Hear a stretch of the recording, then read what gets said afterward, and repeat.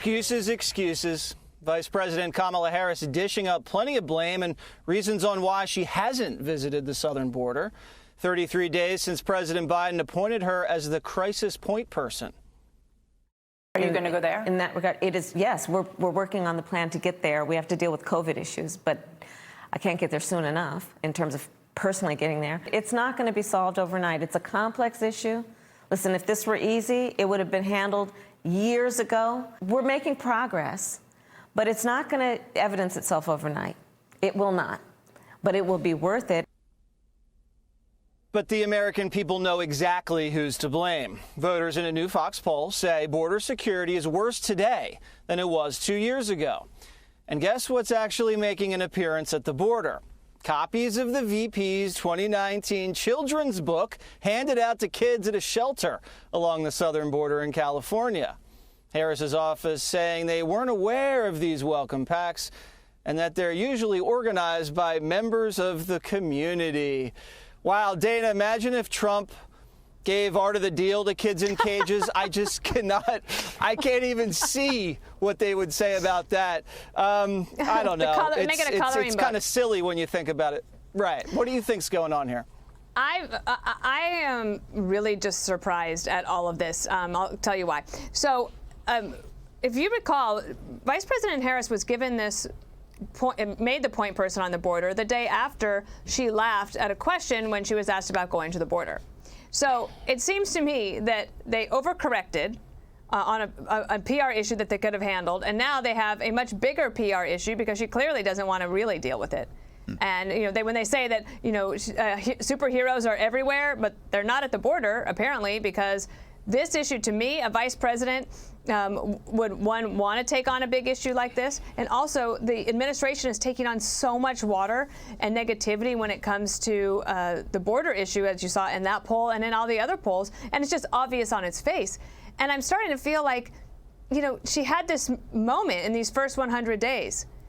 And it was different and it was new. And when you see on Wednesday night, when she's sitting there with Nancy Pelosi and Biden is giving the speech, that will be historic. That is a moment. But then what are you doing with that moment? Where are you stepping up? And I feel like I just really feel like that has been lacking.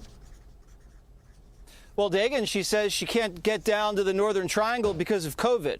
She's been vaccinated. I'm sure the presidents of those countries have been vaccinated, but that's now just a convenient excuse. Right, and what message does that send to the border personnel and the volunteers at the border? And, well, quite frankly, people working in hospitals for more than the last year and grocery store workers who put their lives on the line. This is a lose-lose for Vice President Harris in two ways, because she's clearly being fed this, blame COVID, don't go to the border yet. And then these books magically show up in welcome gift bags for children. So that makes her, she looks like she's not in charge. So she's weak.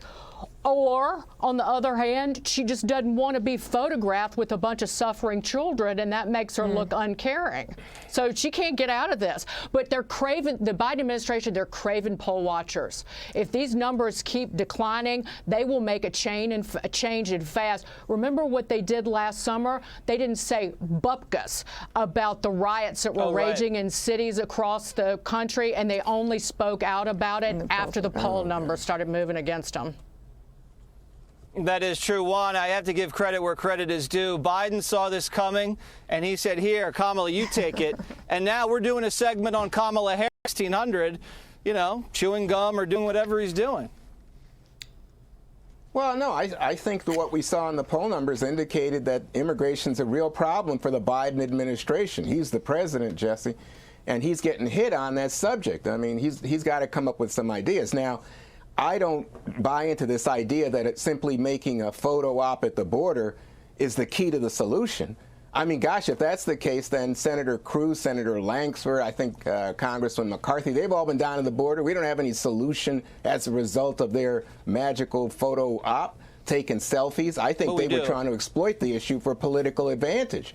So I think that the reality is that, when you look at the steps that they are taking, that Kamala Harris and President Biden are taking, I think they're real steps. They're trying to improve border security. And you've seen the apprehensions up markedly. You've seen an improvement in terms of the asylum process with more judges put in place so that it can be more speedy. You see increased cooperation now coming from Mexico, and I think that's a breakthrough. You also see them trying to establish processing places for people who want asylum, refugees who are seeking asylum in their home countries or outside the United States. But I think the big thing is giving aid to some of these countries and saying people don't want to leave home. They'd rather stay, but they're suffering from, violence, economic devastation, tornadoes and the like. Let's look at this realistically, and I think you take gradual steps.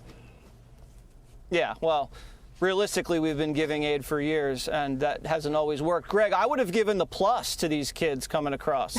That'll get them started here in this country. Absolutely. They would learn so much more. By the way, I do agree with Juan. Apprehension is up on the border.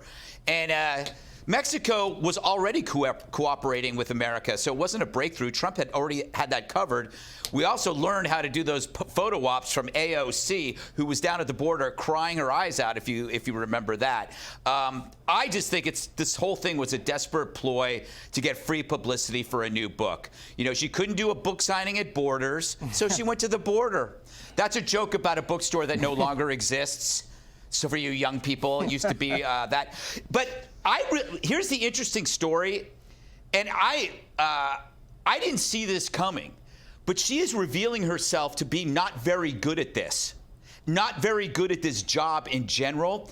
And this could be why she failed miserably in the primary, because she was the media's pick, not the people's pick. I picked her. I thought that she was actually going to be the nominee, and then I was sure that she was going to be the VP, but I'm in the media. That was the choice. What I thought I saw was that, this person might be charming and interesting and ticks all the boxes, but she's actually like I thought that she could be the backup QB, but she's like the third string punter. And when she shows up at these things, you feel like she's in over her head, and it's compounded by the kind of the laughter and the nervousness. She reminds me of a coworker that is not up for the job, and when you're in a meeting, it's just like every time she talks or he talks, it's just a cringe moment. And the dog not barking, obviously, is the media that just like knows it too. They thought that this was going to be the next president. Well, I think everybody on your staff knows exactly who that employee is that you're talking about at the meetings.